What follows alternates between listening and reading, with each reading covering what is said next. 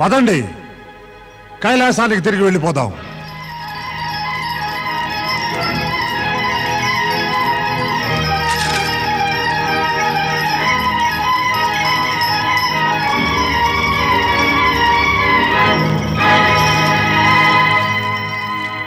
పుత్ర దక్ష, యజ్ఞం పూర్తి చెయ్యి.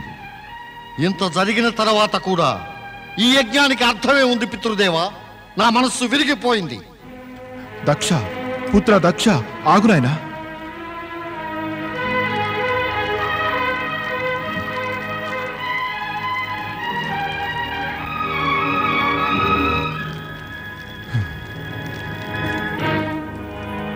ఏమైంది నాథ, ఏమైంది? మీరు యజ్ఞానికి వెళ్ళారుగా. యజ్ఞానుష్ఠానం తర్వాత మనసు చల్లబడుతుంది. అయితే మీరు అంత ఆయాసపడుతున్నారేంటి స్వామి? ఒకసారి రాజ్యవైద్యుడు. నాకేమీ కాలేదు. దక్ష ప్రజాపతికి ఏమీ జరగదు మహారాణి. నాశనమయ్యే రోజు అహంకారి భూతనాథుడికే వచ్చింది. క్రిక్కిరిసిన నిండు సభలో నన్ను అవమానిస్తాడా? మీరు అల్లుని గురించి మాట్లాడుతున్నారా? ఏం చేశాడు అతను? అంత కోపంతో రగిలిపోతున్నారే. ఏం చేయలేదని అతను భూత ప్రేత పిశాచాలతో పాటు శ్మశానంలో తిరిగే ఆ జోగి దుస్సాహసం చూశావా? మునులు, ఋషులు, దేవతలు ఈ దక్షుని గౌరవించగా అతను మాత్రం ఉపేక్షిస్తాడా? నన్ను విద్వాంసుడిగా, మహావ్యక్తిగా కాకపోయినా కనీసం మామగారికిచ్చే మర్యాదైనా ఇవ్వలేడా? ఒకవేళ అతను ధ్యాసంతా ఆ సమయంలో ఆ యజ్ఞంపైనే ఉందేమో. ఆ నీచుణ్ణి బలపరుస్తున్నావు మహారాణి. వికృత రూపధారుడైన ఆ నందీశ్వరుడు నన్ను ఘోరంగా అవమానించాడు. నా బ్రాహ్మణత్వాన్ని కించపరిచి శపించాడు నన్ను. తప్పకుండా మీరు కూడా ఏదో అనుంటారు.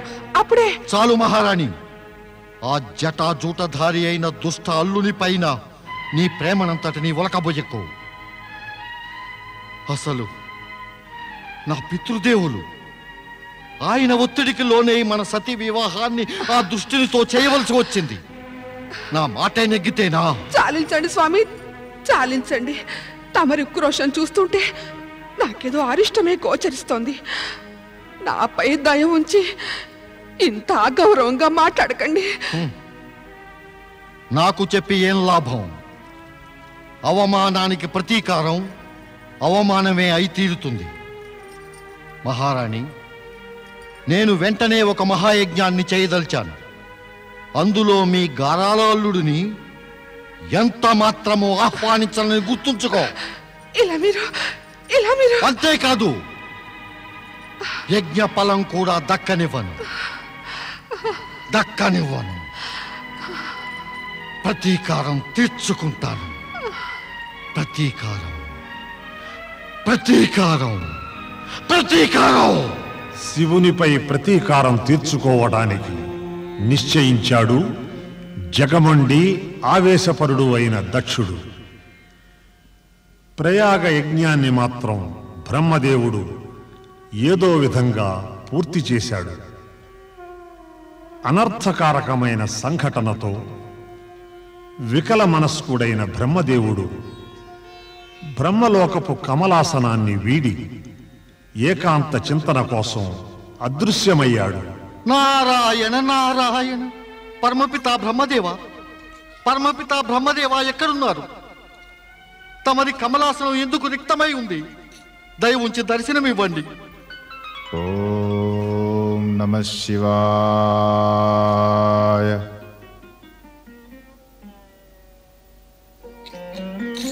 నారద, ప్రణామం పరమపిత. ఏమైంది? అంత బాధపడుతున్నావే? ఆశ్చర్యం ఏమిటంటే ఇంతకీ తమరు బాధపడటమే లేదు. తమ ఆధ్వర్యంలో నిర్వహింపబడిన యజ్ఞంలో అంత ఘోర అవమానమా? శాపానంతరం మీరు శాంతంగా ఉన్నారా? ఇక పరమపిత, అయితే నాకో మాట చెప్పండి. తమరు మీ ఆసనాన్ని వదిలి ఎటు వెళ్ళిపోయారు? అనిష్టమైన వాతావరణం నుండి తప్పించుకోవడానికి ఏకాంత చింతనలో లీనమయ్యాను నారద. పరమపిత, తమరి ఈ కమలాసనం చింతనలకు కేంద్రం కదా. దానికోసమే ఇక్కడ నుండి అదృశ్యం కావడంలో ఉద్దేశ్యం. నీవు పిలిచావు కాబట్టి వచ్చాను. నిజానికి కొంత సమయం వరకు అదృశ్యంగానే ఉందామనుకున్నాను. పరమపిత, దీనికి కారణం? ముందు నా ప్రశ్నకు సమాధానమివ్వు. నీవే స్వయంగా ప్రయాగ యజ్ఞం కోసం సందేశాలను పంపి నీవక్కడికి ఎందుకు రాలేదు? నారాయణ నారాయణ. పరమపిత, తమరు నా అశక్తతను అర్థం చేసుకోండి. శ్రీ మహావిష్ణువు అనుమానం వ్యక్తపరిచినట్టుగా ఆ యజ్ఞంలో అనర్థం జరగనే జరిగింది. అందుకే ఆయన ఆజ్ఞానుసారం నేనక్కడికి రాలేకపోయాను. పరమపిత, తమరే చెప్పండి మరి, పరమేశ్వరునికి జరిగిన అవమానం నేనెలా తిలకించను? అర్థమైంది. పరమపిత, ఒక మాట నాకు అర్థం కాలేదు. ఏమిటది? తమరు మా సోదరుడు దక్షుడు పరమేశ్వరుడైన శంకరుణ్ణి అవమానిస్తూ ఉంటే అడ్డుకోలేదే? ఎందుకంటే బూడిద పూసుకు తిరిగే ఆ భూతనాథుడు అవమానానికి అర్హుడే అని. నారాయణ నారాయణ. అలా అశుభం పలికి నీ సర్వనాశనాన్నే కొని తెచ్చుకుంటున్నావు సోదరా. సర్వనాశనమా? సర్వనాశనానికి ఎవరు యోగ్యులో వారే అవుతారు సర్వనాశనం. నేను దక్ష ప్రజాపతిని, సకల ప్రజా పరిపాలకుడను. నన్ను అవమానపరిచిన వారికి దండన విధించి తీరుతాను నారదా. దక్ష, క్రోధావేశాలతో నీవు యజ్ఞభూమిలో చేసిన అనర్థానికి కించిత్ దుఃఖమైనా కలగటం లేదా? ఇప్పుడు ఇక్కడికి ఎందుకు వచ్చావు? పరమపిత, దక్షయజ్ఞానికి ఆహ్వానిద్దామని వచ్చాను. దక్షయజ్ఞమా? ఏమిటా దక్షయజ్ఞం? పరమపిత, తమరు మీ యజ్ఞాన్ని నాతో బలవంతంగా పూర్తి చేయించారు. నాకది సంతోషంగా లేదు. ఆ కారణంగా నేను నిశ్చయించాను, దక్షభూమిలో నేను స్వయంగా ఒక మహాయజ్ఞాన్ని చేయాలని. నారాయణ నారాయణ. ఈ యజ్ఞంతో కలిగే ప్రయోజనం? నారదా, అత్యవసరమా నీ ప్రతి ప్రశ్నకి సమాధానం ఇవ్వడం? అయితే ఈ యజ్ఞానికి కారణం తెలుసుకోవాలా?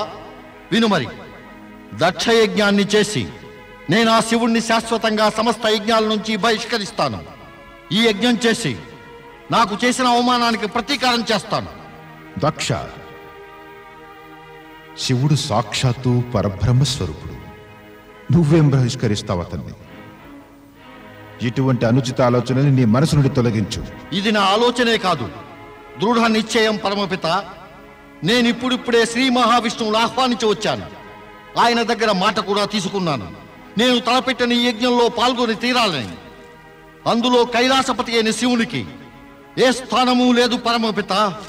నారాయణ నారాయణ. పరమేశ్వరుడు భగవంతుడవడమే కాకుండా తమరి అల్లుడు కూడాను, ఇంకా తమ పుత్రికైన సతికి పతి కూడాను. అతనిని తమరు యజ్ఞం నుండి బహిష్కరించి ఎలా చెయ్యగలరు? నువ్వు మాట్లాడుకున్నారదా? నేను ఆ శివుణ్ణి యజ్ఞం నుంచే కాదు, నా జీవితం నుంచి కూడా బహిష్కరించాను. పితృదేవా, తమరు సమయానికి యజ్ఞస్థలికి వచ్చి సకల కార్యాలను పర్యవేక్షించండి. నేను ఇది చెప్పడానికే వచ్చాను. ప్రణామం పితృదేవా. నారాయణ నారాయణ. ఇంత క్రోధమా, ఇంత అభిమానమా? తప్పక దక్ష ప్రజాపతి నెత్తిపైన దౌర్భాగ్యం తిష్టవేసుకుంది. శివుని పట్ల ఇంత ఉక్రోషం ఉంటే ఇతనికి నిలువ నీడ ఉండదు. పరమపిత, మనస్ఫూర్తిగా ప్రార్థిస్తున్నా, ఆ యజ్ఞానికి తమరు వెళ్ళకపోతే మంచిది. నా కుమారుడు చేయదలిచే యజ్ఞానికి వెళ్ళకపోవడం అది సంభవమా నారదా? నేను వెళ్ళవలసి ఉంటుంది. పరమపిత, తమరు ఒకసారి పరమేశ్వరునికి జరిగిన అవమానాన్ని చూశారు కదా, రెండవసారి కూడా చూద్దామని కుతూహలమా? అంతకంటే శ్రేష్టం తమరు యజ్ఞాన్ని బహిష్కరించడమే మంచిది. సందిగ్ధంలో పడవేకు నారదా. నన్ను నా కర్తవ్యాన్ని పాటించని. అయితే నాకు ఒకటి మాత్రం తెలుసు, ఏ కార్యమైనా శివేచ్ఛతోనే జరుగుతుందని. మరి ఈ శివేచ్ఛ ఏమిటో? దక్షుని మనసులో భయంకర క్రోధాగ్ని రగులుతూ ఉండడం చూస్తే నా ఉద్దేశంలో సదాశివుడు ఈ యజ్ఞం మూలంగా ఏదో విశేష కార్యాన్ని సంపన్నం చేయి తలపెట్టాడని అర్థమవుతోంది. ఆ కార్యం ఏమిటో నాకు తెలీదు. నారాయణ నారాయణ. పరమపిత, మరి తమకిది తెలియదు అంటే కైలాసానికే వెళ్ళి స్వయంగా పరమేశ్వరుణ్ణి అడిగి తెలుసుకోవచ్చుగా. లేదు నారదా, దక్షునికి తండ్రిని కావడం వలన నేను బాధ్యుడనే. పరమేశ్వరుని వద్దకు వెళ్ళడం సమంజసం కాదు. నేను స్వయంగా శ్రీహరి విష్ణువు వద్దకు వెడతాను. ఈ విషయంలో సంప్రదించవలసి ఉంది. సరే, తమరు అలాగే చేయండి. మరైతే నేను ఈ అనర్థకారకమైన యజ్ఞాన్ని అడ్డటానికి పూర్తిగా ప్రయత్నిస్తాను. నారాయణ నారాయణ. దేవాది దేవుడైన మహేశ్వరుడు ప్రయాగ యజ్ఞంలో దక్షుని శపించకుండా తన పరాత్పర బ్రహ్మతత్వాన్ని చాటి చెప్పాడు. మరైతే ఆ అజ్ఞాని దక్షుడు గుర్తించడం లేదు. శివుని సన్మానించడం త్రిలోకాలను సన్మానించడమే అని, ఆ శివుని అవమానించడం బ్రహ్మాండాన్నే అవమానించడం అని. దక్షుడు నా పుత్రుడని చెప్పుకోవడానికి కూడా సిగ్గు వేస్తోంది. సిగ్గు. చతురానాన్న, ఎవరు సిగ్గుపడాలో వారే తల ఎత్తుకుని తిరుగుతున్నారు. దక్షుడు నన్ను ఆహ్వానించడానికి వచ్చాడు. తాను వేరొక మహాయజ్ఞాన్ని తలపెట్టినట్టు తెలియచేశాడు. తమరు వెడుతున్నారా నాథ? ఇప్పటి వరకు నిర్ణయించుకోలేదు. హే నారాయణ, నా ఉద్దేశంలో మనమిద్దరం అక్కడికి వెళ్ళడం అత్యవసరం. బహుశా అక్కడ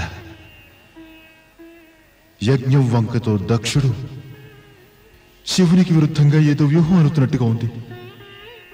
ప్రభు, బ్రహ్మదేవుల మాటల్లో ఔచిత్యం ఉంది. నేను వారు చెప్పింది సమర్థిస్తున్నాను.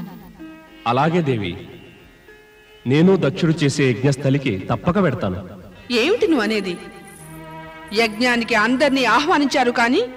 అవును మహారాణి. కైలాసపతి పరమేశ్వరుడు, సతీ ఇంకా శివభక్తగణాన్ని తప్పించి తక్కిన వారందరినీ యజ్ఞానికి రావలసిందిగా ఆహ్వానించారు.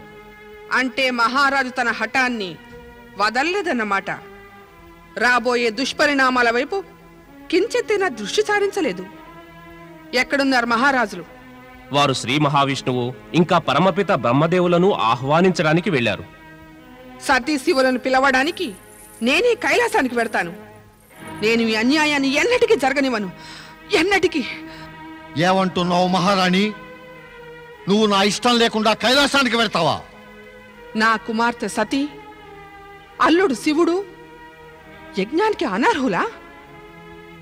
ఇది నేను సహించలేను. ఒకవేళ తమరే ఆహ్వానించకపోతే నేనే స్వయంగా వెళ్ళవలసి ఉంటుంది. తప్పక వెళతాను కూడా. మహారాణి, నన్ను వ్యతిరేకిస్తే పరిణామం తెలుసా నీకు? నేను కోపాగ్నితో జ్వలిస్తే భస్మమైపోతావు.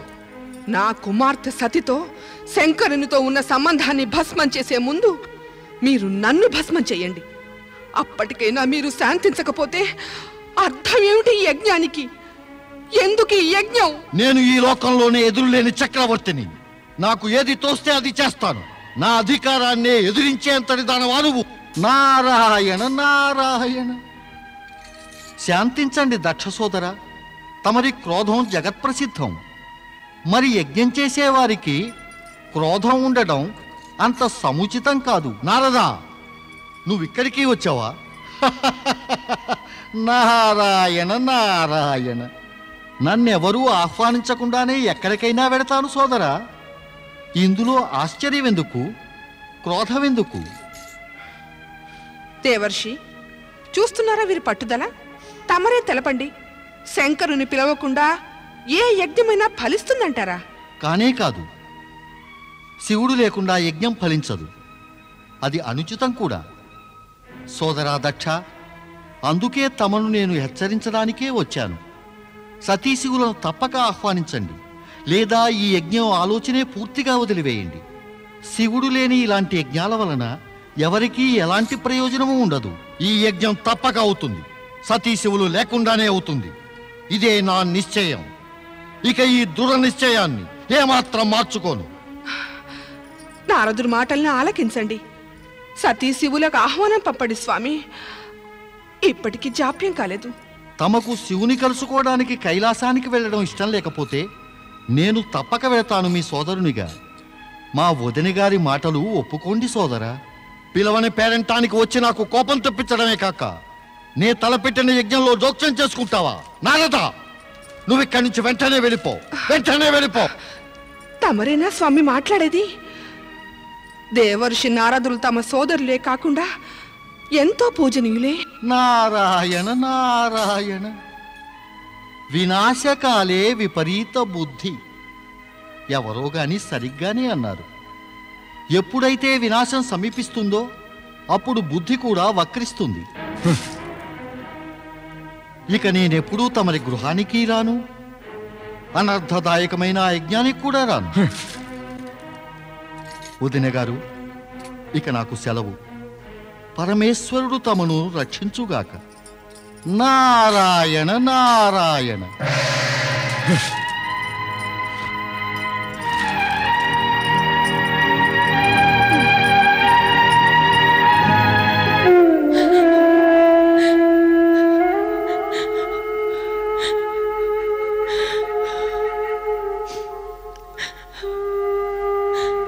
సతీ, ఇలా ఏకాంతంగా ఉన్నావే? ఎందుకు ఆ కన్నీళ్ళు? నిన్నెవరైనా దూషించారా? స్వస్థతగానే ఉన్నావు కదూ? ఇంత భయంకర సంఘటనను తమరు నా దగ్గర దాచారు, నా దగ్గర, తమ అర్థానికి దగ్గర. కానీ సతీ, ఒకవేళ నన్ను చెప్పకపోతే నాకు తెలిసే ఉండేది కాదు. నా పితృదేవులు తమను ఘోరంగా అవమానపరిచారని, ఈ సృష్టి హితవే తమ ధ్యేయంగా విషాన్ని సైతం అమృతంగా భావించి సేవించారే. వారికి ఇంతైనా అర్థం కాలేదా? సాత్విక స్వభావాలని తమరు కూడా తలుచుకుంటే మరుక్షణంలో సకల లోకాలు భస్మీపటలం అయిపోతాయని ఊహించను కూడా లేకపోయారా? విస్మరించు సతీ, విస్మరించే ఆ చేదు మాటలను నేను సైతం విస్మరించాను.